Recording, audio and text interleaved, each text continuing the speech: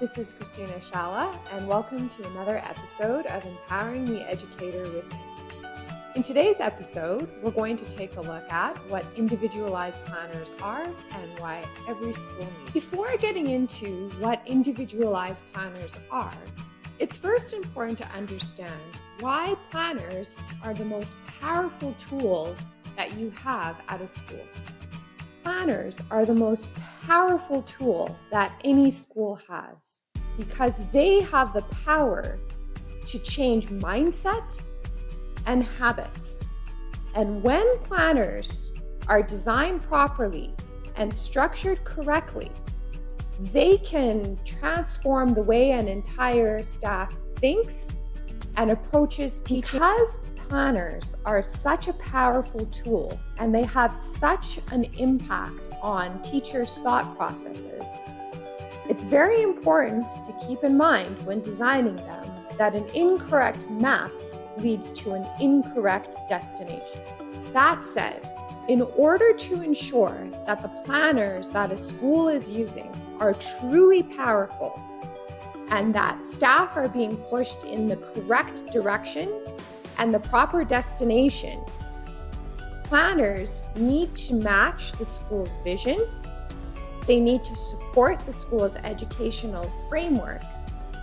And they also need to be set up in such a way that they encourage teachers to follow the teaching methods that a school would like to see. Now that we've covered why planners are such a powerful tool, let's take a look at what individualized planners are. There are two main goals behind individualized planners. The first being to support an educational framework's design, and the second being to accommodate the needs of varying teachers at a school, whether they be mainstream, specialist, or support staff. Individualized planners differ from just regular planning tools that are normally given at a school in that they take into account several factors. The first one being the grade level that the teacher teaches. Secondly, class composition. Is the teacher teaching a straight level class, a split grade class, a multi-level class? Individualized planners also factor in the level of experience the teacher has. So whether they've just graduated from university and this is their first year, or if they've been teaching at the school for several years. They also take into account the position of the teacher.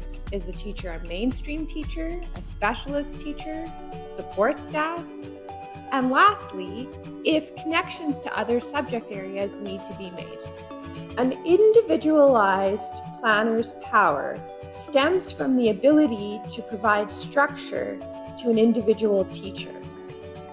Now, to give you an idea of just how different planners can look, I've included 3 different samples here of ones that I've created for teachers. The first one was designed for an early years teacher following the Reggio Emilia approach. The second one was designed for a modern foreign languages teacher at an IPC school teaching a multi-level class. And the last one was designed for a mainstream teacher at an IB school following a transdisciplinary approach. And as you can see, each one is unique in design because each teacher's needs were completely different. Now that you've got an understanding of what individualized planners are, and you've seen some different looks and designs, what are their benefits? Why should you as a school take the time to individualize teacher planners? Well, first off, to ensure consistency amongst the different groups of teachers at a school. Because you've got mainstream teachers, specialist teachers, and support staff, a lot of times what happens is that each group sort of approaches teaching in a different way.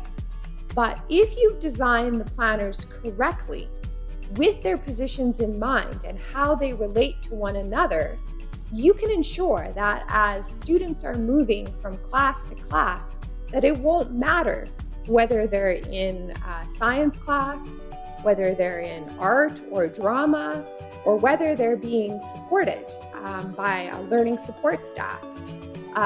The approach that will be taken will be the same across the board. Aside from ensuring consistency, individualized planners can also encourage collaboration at a school. So, for example, let's say that you would like mainstream teachers and specialist teachers to meet maybe, once a week or once every few weeks to ensure that transdisciplinary planning is occurring. You can actually set your planners up in such a way where a teacher actually can't complete their planning template without meeting with another staff member. And in this way, you're ensuring that there is communication between staff members and that the subject areas, for example, math and science, have some sort of correlation to art classes or music classes that students might be attending. Individualized planners are also a great mentoring tool because they allow you to approach each staff member as an individual.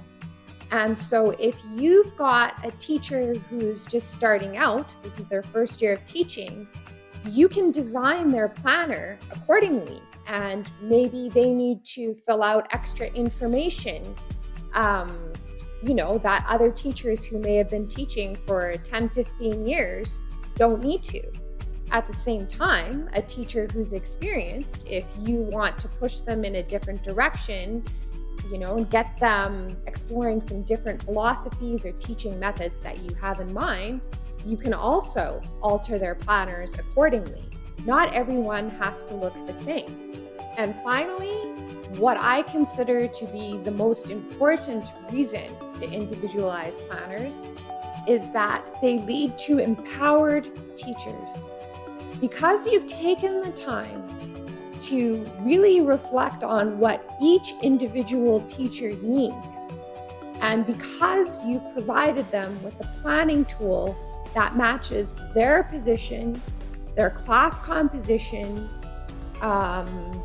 their needs, whether they be a first-year teacher or one that's got several years of teaching, they have the right planning tool in place to help them feel secure and confident in what they're doing in the classroom. Before wrapping things up, just want to leave you with one final thought about planning tools. I often get asked, why would I do this? Why would I give my staff such structured planning tools? Will this not inhibit their creative process? Will this not take away their personal freedom? And the answer is quite the opposite. The more organized that a person is, the more creative they can be. Because when you eliminate the chaos, when you eliminate the uncertainty of, am I doing things correctly, then a teacher can be free to be creative. They can have their personal freedom to do, take on different projects in their classrooms. And they can do this in confidence, knowing that whatever it is that they're planning to do actually will be in line with the school's vision and will support the teaching strategies and, philosophy that the school has in place, because the planners ensure that. The purpose of this video was to discuss what individualized planners are and why they are of benefit to any school, and not to go into the actual design process. For more information on this, you can check out the education blog at www.shalabooks.com. There you'll find several articles that I've written on the subject, and you'll also find different planner designs that I've already made that you can use as a starting point. In addition, you'll also find a link to purchase my book, Empowering the Educator Within. Now it's a book and workbook set. And so for any of the chapters related to planner design, you can use the workbook to brainstorm ideas and create different designs. And if you're still looking for additional support, you can always contact me on this site.